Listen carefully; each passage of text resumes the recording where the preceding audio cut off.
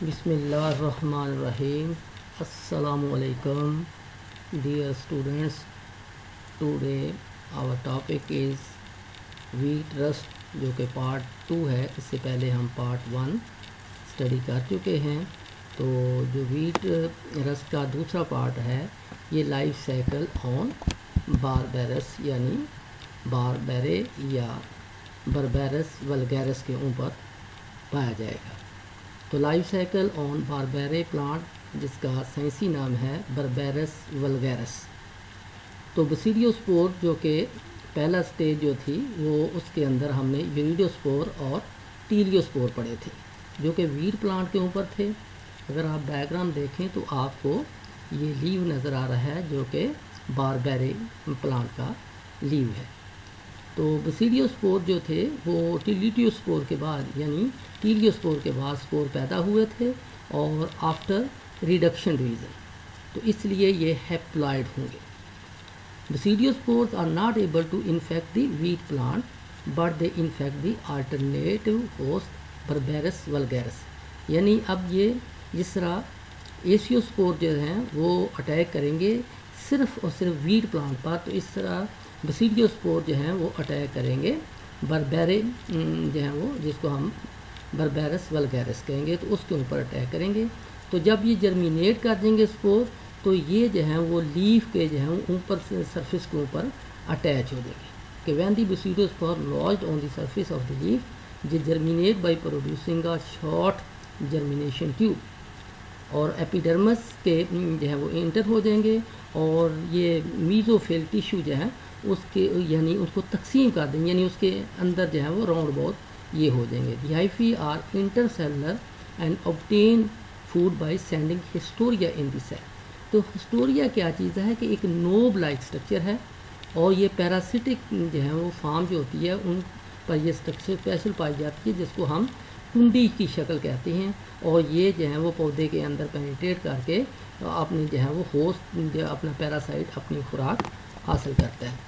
تو یہ جو بسیڈیوسپور ہیں یہ جب جرمینیٹ کریں گے تو اسٹیج ایک آئے گی جس کو ہم کہیں گے پیکنیڈیل اسٹیج. تو پیکنیڈیل اسٹیج یہ فلاسک شیپ اسٹرکچر ہے. ڈائیگرام کے اندر آپ دیکھیں تو آپ کو ایک ڈائیگرام جو ہے وہ فلاسک شیپ اسٹرکچر نظر آ رہی ہے. تو یہ مائسیلیم تیار کریں گے اور مائسیلیم جو ہے وہ مانو کیریوٹک ہوگا اس لیے کہ یہ ہیپلائڈ سیل تھا. ہیپلائڈ جو ہے وہ اس کے اندر سنگل نیوکلس تھا اور جب یہ جرمینیٹ کرے گا اور جرمینیٹ کے ساتھ جو ہے یہ بسیڈیوسپور مانو کریوٹک بنائیں گے.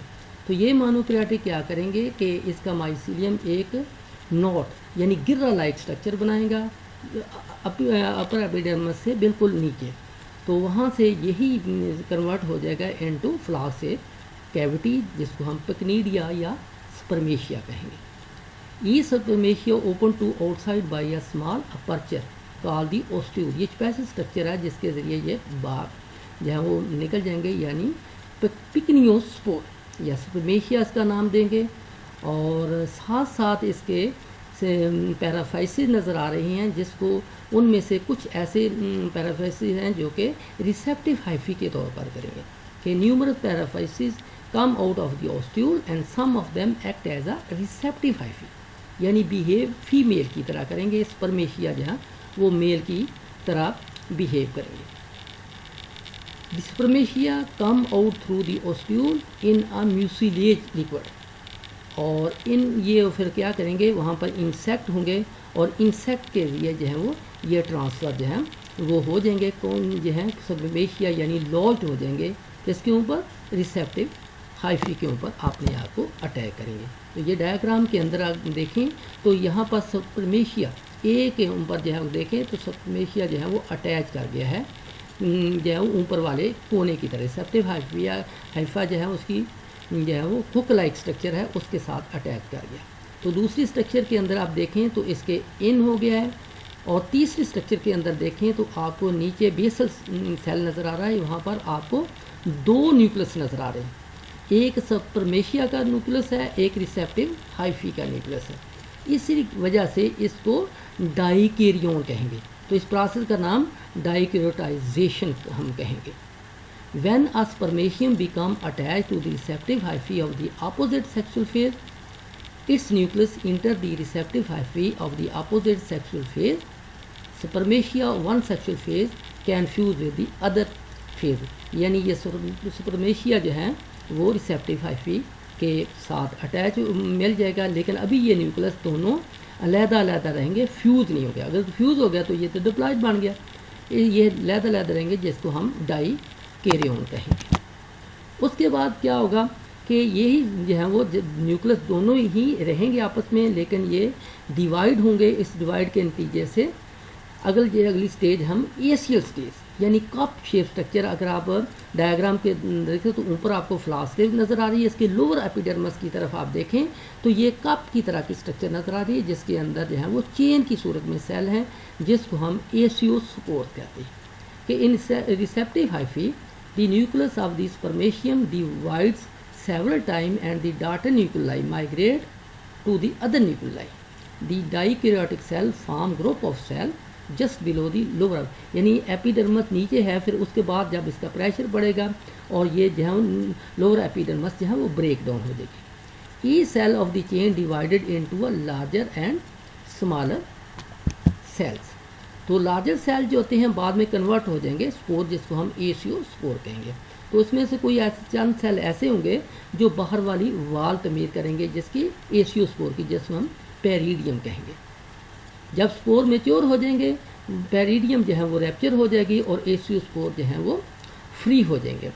और उस फ्री होने के नतीजे से कि ये जो स्पोर जब ये फ्री हो जाएंगे तो each spore is unicellular binucleate and generally rounded in form. तो ये स्पोर चूँकि एक ही सेल है, लेकिन इसके अंदर दो न्यूक्लियस के ड्यू टू डाइक्रोटाइजेशन के नतीजे में इसके अंदर जो है वो दो न्यूक्लियस होंगे।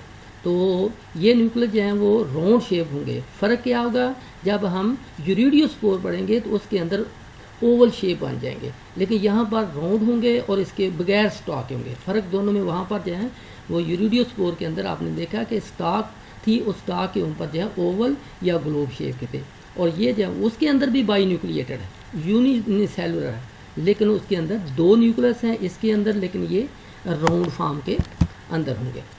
अब ये कहेंगे जब उसको कंडीशन होगी, जब ये फ्री हो जाएंगे तो ये इन्होंने जर्मिनेट करना है। तो जर्मिनेशन ऑफ एसियोस्पोर।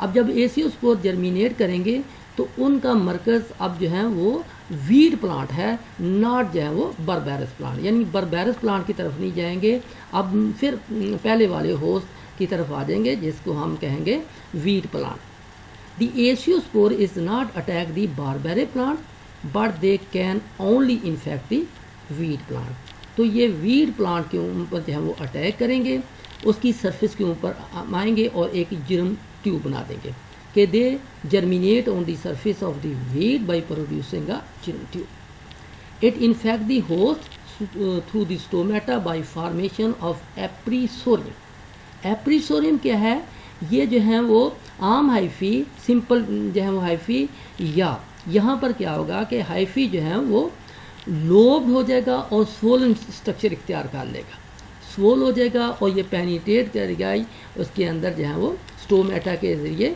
पौधे के अंदर।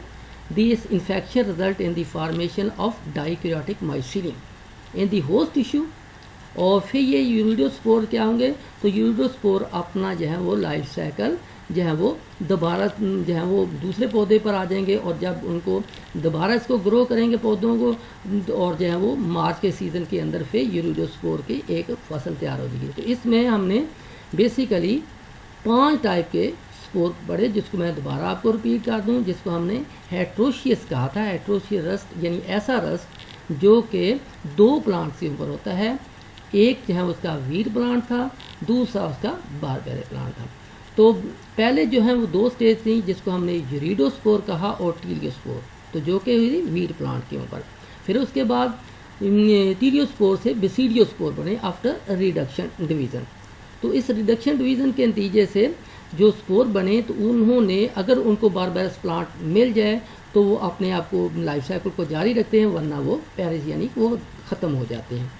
तो फिर उसके बाद जब हम ये जर्मिनेट करें कि ये उन्होंने बारबेरे जो है वो प्लांट के लीव के ऊपर, तो पहली स्टेज उनकी जो थी वो थी पिकनियम स्टेज, जिससे पिकनियम स्पोर बने।